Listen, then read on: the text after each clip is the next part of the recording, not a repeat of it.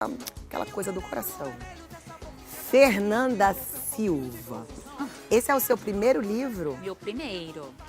E esse ano sai o segundo, a gente vai falar, acho que De tudo que você quiser aqui, tá? Que é um bate-papo, seja bem-vinda. É mais para inspirar as pessoas. Eu falo que é, né, não é, a gente não traz a solução, a gente traz a inspiração, a provocação, que é isso que a gente quer, que as pessoas se sintam sentidas, né? Que se sintam inspiradas, provocadas. Agora me conta a história deste livro. Claro. O Caminho da Transformação. A gente já tem o insert? Se não, vamos fazer aqui bonitinho, ó. A gente já tem aqui, a gente consegue puxar? Vem aqui, eu espero, ó. O Caminho da Transformação. O modelo ser, que é sentir e... Nossa, tá vendo? Entender e reconstruir. Uma metodologia de autoconhecimento criada para guiar mulheres em sua jornada de transformação pessoal. Ajuda a romper padrões emocionais, comportamentais que geram sofrimento e bloqueiam o crescimento individual. É isso aí. Parabéns pelo trabalho, Obrigada, viu? obrigada. A gente precisa. Mas me conta como você teve essa ideia, né? De falar, eu preciso ser psicóloga. Isso. Tá.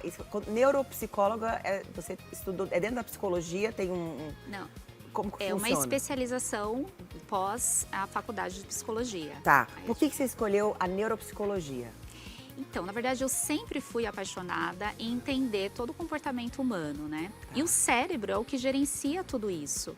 Então, além de entender as questões emocionais, eu sempre fui fascinada para entender como que as questões ali do cérebro, qual emoção ali muitas vezes é ativada. Então, a neuro, ela faz esse amplo, né? Então, a psicologia é muito a questão do comportamento e a neuro, a gente faz a investigação do que realmente esse comportamento tá saindo, né? Por que a gente faz o que a gente faz? Mais Por ou que a menos gente isso. faz o que a gente faz? Eu fiquei, não sei se é 90 e tantos % das nossas ações, dos nossos impulsos, é do inconsciente ou subconsciente. Eu não sei como é que vocês chamam. Isso. É verdade?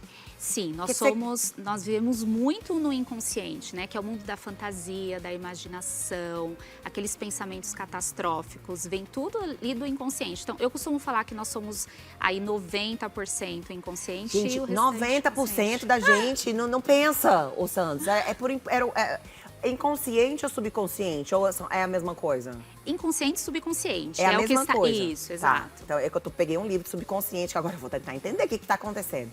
90% é do que a gente viveu, é isso ou do que nem viveu? Então, tem questões ali da nossa... A gente começa a ter ali vivências ou lembranças a partir ali dos 5, 6 anos. Só que nós vivemos, né, muitas coisas antes disso, então vai sendo ali guardado. Então, às vezes, tem comportamentos que muitas vezes eu nem sei porque eu estou replicando ele.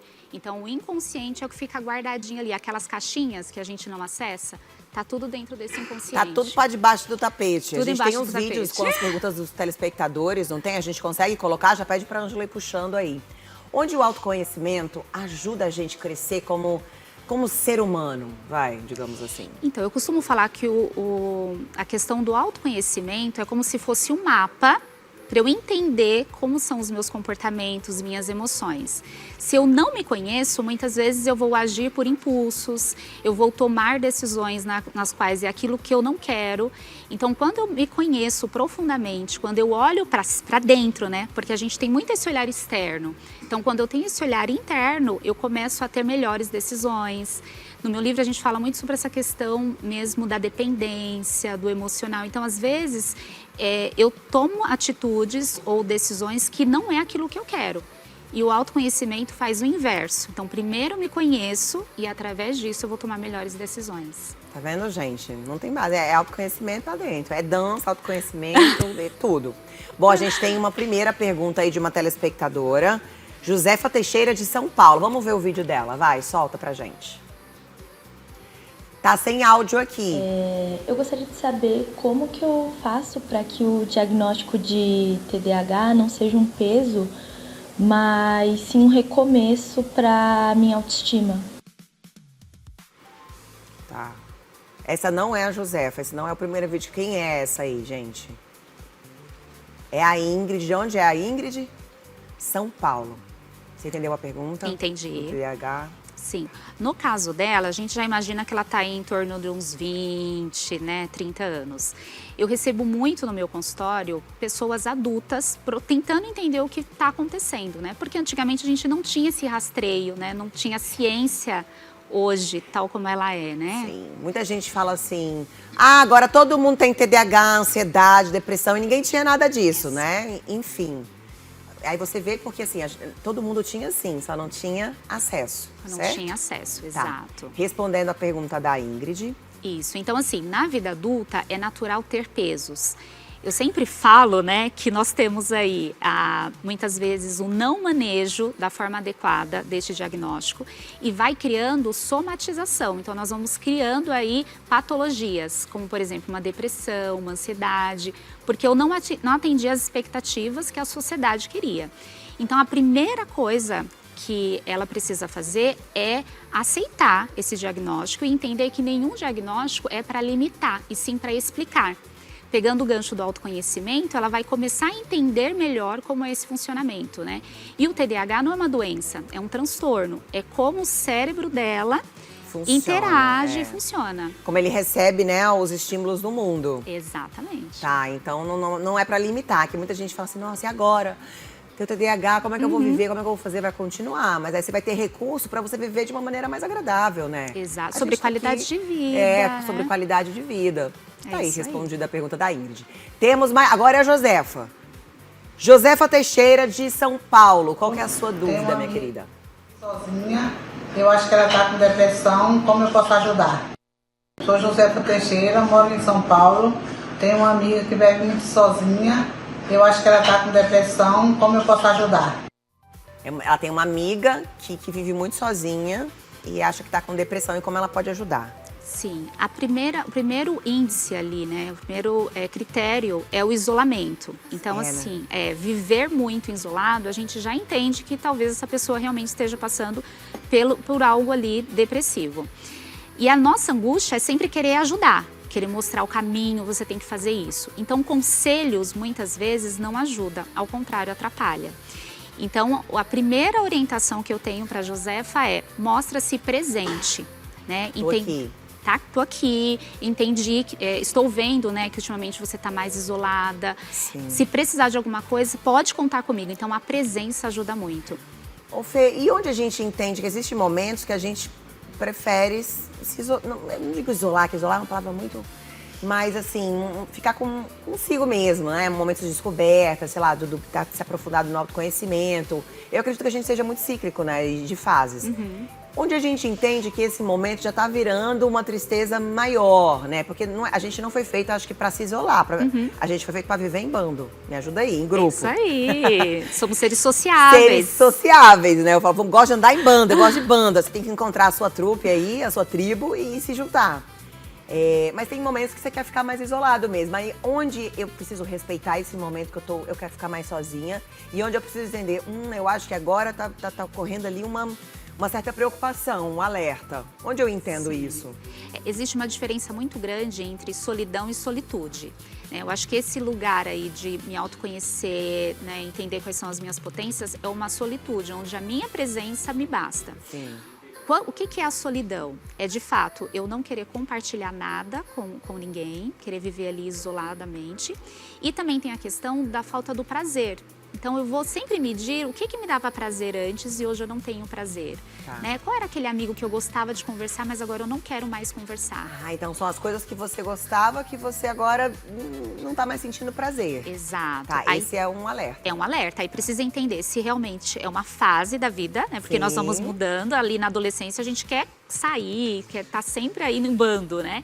E de repente você não quer mais isso. Então, Fica mais seletivo. ser mais seletiva, Mas ficou na dúvida, viu que tem alguma coisa estranha, procure a ajuda de um profissional. Mas isso um tempo, não? Vai lá, mais de um mês? Tem um tempo pra isso ou não? Na verdade, a gente sempre fala sobre a frequência que isso está acontecendo, Tá. né? Então, se eu estou notando que os meses estão passando e cada vez mais esse movimento está crescendo e que, de fato, eu estou triste com essa situação, eu preciso procurar ajuda, né? Tá. E aí, muitas vezes, essa ajuda eu posso falar com uma pessoa que eu confie, Alguém que eu sei que não vai me julgar, porque existe muito isso, né? A pessoa com depressão, ela não quer ser julgada, né? Entendendo? E nem quer falar, você precisa fazer isso, fazer aquilo. A pessoa, entendeu? Às vezes já é uma vitória ela poder levantar e se arrumar, entende? Então, cada pessoa, né? Não dá pra mensurar as dores e os desafios que cada pessoa inventa. Eu sempre falo, a gente precisa tentar. Eu sei que nem todo mundo consegue todos os dias. Mas ser gentil o máximo possível, porque a gente não sabe do outro lado o que as pessoas estão enfrentando, né? Às vezes, crises existenciais, vazios, separações, né? Desemprego, enfim, são muitas questões. Né? A gente tem que olhar com mais empatia, eu acho que... Essa é a palavra, empatia. Olhar como falar, nossa, a pessoa não tá bem, mas assim, como que eu posso, né, olhar com mais carinho para essa pessoa? Bom, a gente tem mais uma pergunta de um telespectador, deixa eu ver quem é essa agora. Joelma, moro em São Paulo. Meus sobrinhos, eles ficam muito na tela, no celular, YouTube. Isso, de alguma maneira, pode prejudicar eles futuramente? Tem um tempo certo de tela para eles? Ela falou a idade deles? Não. Não falou a idade. É que depende da idade, né? Responde. Depende da idade, mas nós já vivemos num século onde a tecnologia, né, a criança parece que já nasce sabendo ali como passar ali, né, a telinha, subir vídeos e tudo mais. Então, assim, a gente precisa primeiro tomar cuidado com esse excesso de tela. Por quê? O excesso de tela, ele dá a impressão que a dopamina ali, né? Então, quanto mais essa criança mexe, mais o cérebro ele vai entender que ele vai receber esse estímulo artificial. Então, aí gera um prazer. Então, ele quer fazer sempre aquele movimento. E aí, esse movimento, quando muitas vezes é tirado, causa irritabilidade, pode causar depressão. Então, precisa muito ter esse olhar. O que os estudos dizem? Que até 2 anos é zero tela. Zero. Quer tomar banho, chama a prima e botar ela na cadeirinha. Nossa, eu fiz muito isso. Bota na cadeirinha e fica, toma banho aí, aqui o patinho, toma o patinho e volta. A gente sabe que é uma loucura, mas vai passar, tá? Fica tranquilo. Exato. E de 2 a 5 anos, 1 hora de tela supervisionada. Tá. Não é deixar o celular na criança e deixar ela mexer ali. Por exemplo, depois dos 5 anos, 5 até os 14 anos. Isso, aí entende ali que a partir dos 5 anos já começa ali a pré-escola, a escola, então a criança tem outras atividades, né? Então, cada família tem a sua logística ali, né? Tem a sua rotina, o seu ritmo. Mas precisamos entender, sim, para a criança adquirir a parte psicomotora, para ela se desenvolver adequadamente, ela precisa de tátil, né, das questões ali mais de brinquedos que, né, nós tínhamos ali na nossa infância. Sim. E precisa também da parte social. Então a criança muitas vezes ela fica muito presa dentro de casa, só no videogame, só no celular. Isso pode causar danos cerebrais nessa criança. Eu acho super arriscado, porque o que eu percebo muito dessa geração hiperconectada é a falta de foco, a falta de resiliência, o desconforto em não ter nada muito legal para fazer. Então é como se fosse esse remédio que vicia o nosso, né? Que já é contemporâneo, digamos assim, né? Para não falar velho. Vicia o nosso, imagina de uma criança, de um adolescente que está em construção. Eu acho que você deixar, né? Ser aquele amuleto, né? Aquela coisa assim, eu tô ansioso, vou para lá. Briguei com o amiguinho, vou pra lá. Não tenho nada pra fazer, vou pra lá. Tô triste, vou pra lá. Eu acho um perigo. Fora falta de foco. Então, assim, tenta substituir os livros, tenta acompanhar, ficar de pertinho mesmo e dedicar tempo, porque muita gente quer tirar a tela, mas não quer. Mas como é que eu substituo essa tela, entende? Como é que eu substituo por uma coisa que é prazerosa? Claro que no início eu acho que vai ter várias reticências ali, né? Principalmente para os adolescentes. Mas acho que depois, né? Não digo curto, médio prazo, nem longo.